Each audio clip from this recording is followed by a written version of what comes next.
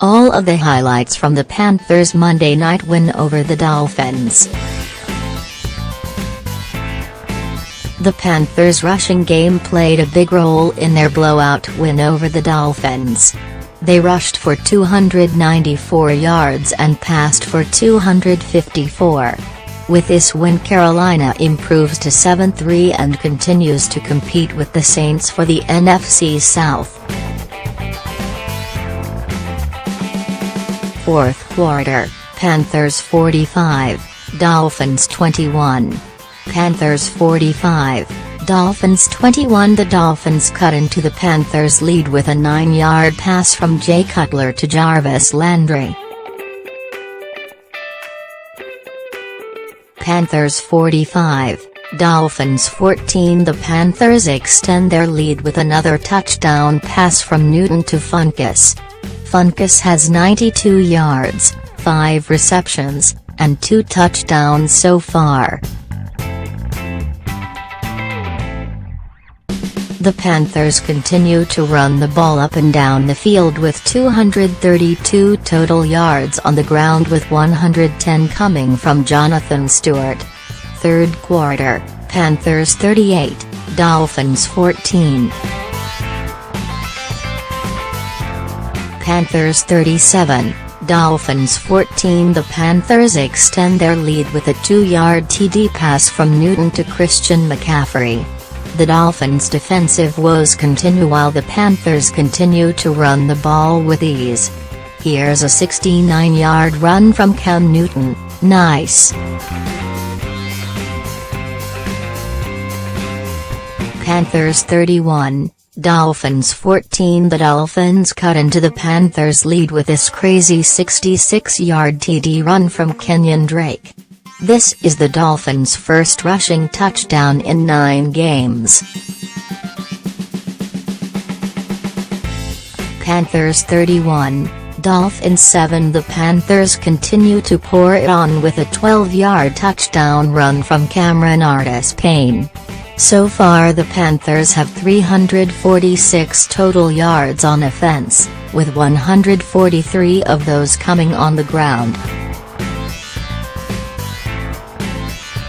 Panthers 24, Dolphins 7. The Panthers are off to a hot start in the second half with a 28-yard TD pass to Devin Funkus. Funkus had another big play earlier to jumpstart the drive. Injury: Panthers wide receiver Curtis Samuel leaves game with looks like injury to his leg. Second quarter, Panthers 17, Dolphins 7. Panthers 17, Dolphins 7. Carolina cashed in on the turnover with a 7-yard touchdown catch from Ed Dixon at the end of the half. The Panthers went hurry up with less than 2 minutes left, although it ended in a punt. The Dolphins had a chance to make something happen, only for Cutler to throw an interception to Luke Kuechly deep inside Miami territory. Panthers 10, Dolphins 7. The Dolphins' offense finally came to life and got inside the red zone, and a Panthers personal foul put Miami at the 5-yard line. A shovel pass to Julius Thomas got the Dolphins their first points of the game. Panthers 10, Dolphins 0. Newton got his team down into scoring position with a couple of darts to Devin Funkus and Curtis Samuel. Jonathan Stewart split the middle of the Dolphins' defense to get to the 14-yard line, and McCaffrey finished the job with a 4-yard touchdown run. Miami made its way into Panthers territory, but nothing came of that drive and they punted it away for a third time. First quarter, Panthers 3, Dolphins 0. It took until the end of the quarter before the Dolphins converted a first down. Panthers 3, Dolphins 0. Carolina had its best drive of the game, getting close to the red zone.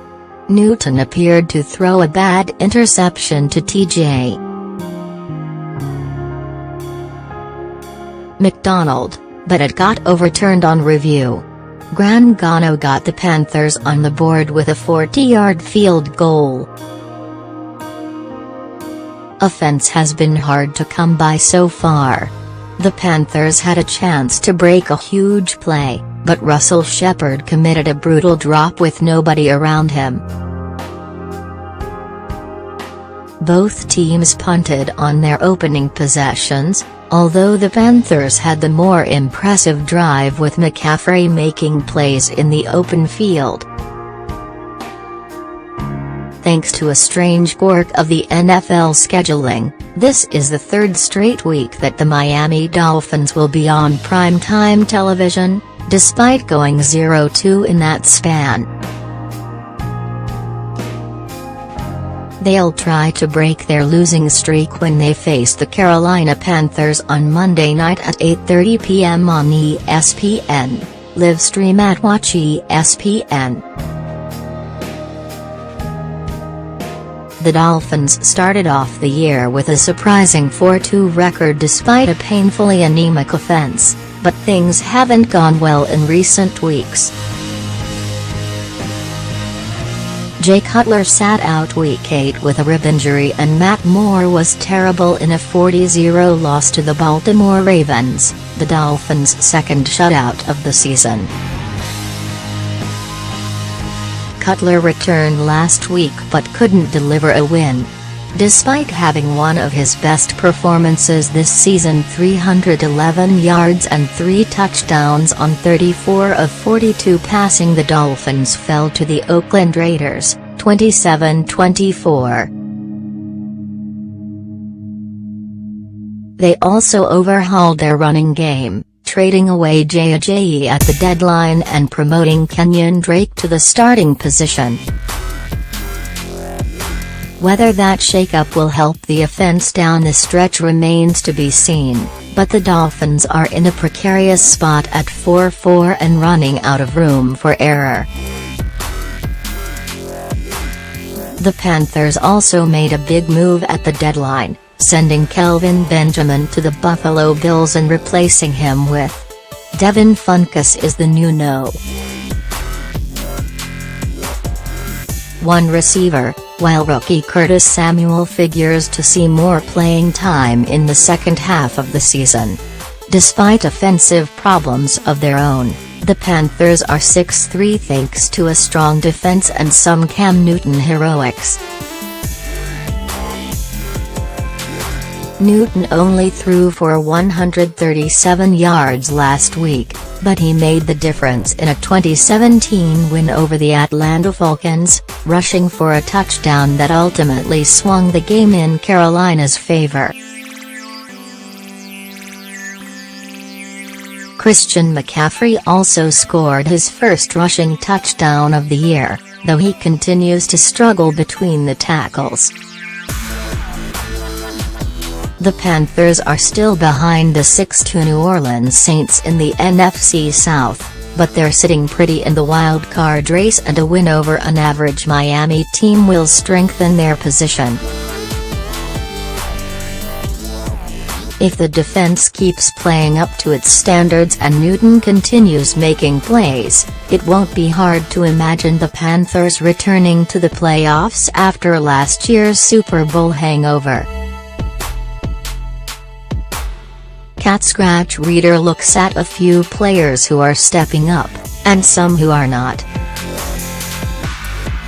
Sunday represented probably the worst performance of Jonathan Stewart's professional career. He fumbled not once, but twice, and did so on consecutive drives, almost bringing the Panthers' chance of victory to a halt before they could get started. It was a good thing the defense was able to step up in a big way to flip the momentum in this game, or the team would have been embarrassed again at home.